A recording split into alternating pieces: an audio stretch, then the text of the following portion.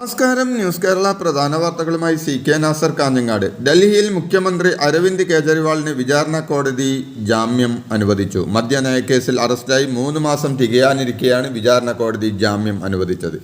ജാമ്യാപേക്ഷയിൽ കെജ്രിവാളിന്റെ വാദങ്ങൾ വിചാരണ കോടതി ശരിവെച്ചു. ജാമ്യത്തുക 1 ലക്ഷം രൂപ കെട്ടിവെക്കണമെന്ന് കോടതി വ്യക്തമാക്കി. ജാമ്യം നൽകിയ ഉത്തരവ് സ്റ്റേ ചെയ്യണമെന്ന ED ആവശ്യം കോടതി തള്ളി. നീറ്റിൽ തുടങ്ങി നെറ്റിലും ക്രമക്കേട് കണ്ടെത്തിയ സാഹചര്യത്തിൽ കേന്ദ്ര സർക്കാരിനെ പ്രതിസന്ധിയിലാക്കി പരീക്ഷാ വിവാദം. ക്രമക്കേടുകൾ പുറത്തുവന്ന സാഹചര്യത്തിൽ പുനഃപരീക്ഷ ആവശ്യപ്പെട്ടുള്ള ഹർജികളിൽ സുപ്രീം കോടതി വിദ്യാഭ്യാസ മന്ത്രാലയത്തിന്റെ നിലപാട് തേടി. അതേസമയം കൗൺസിലിംഗ് സ്റ്റേ ഇല്ലെന്ന് കോടതി ഇന്നലെയും വ്യക്തമാക്കി. വിവിധ ഹർജികളിൽ അടുത്ത മാസം 8-ന് കോടതി വിശദമായ വാദം കേൾക്കും. പരീക്ഷാ ക്രമക്കേടിൽ കർശന നടപടിയിലേക്കെന്ന് കേന്ദ്രം നീങ്ങുന്നുവെന്നാണ് സൂചന.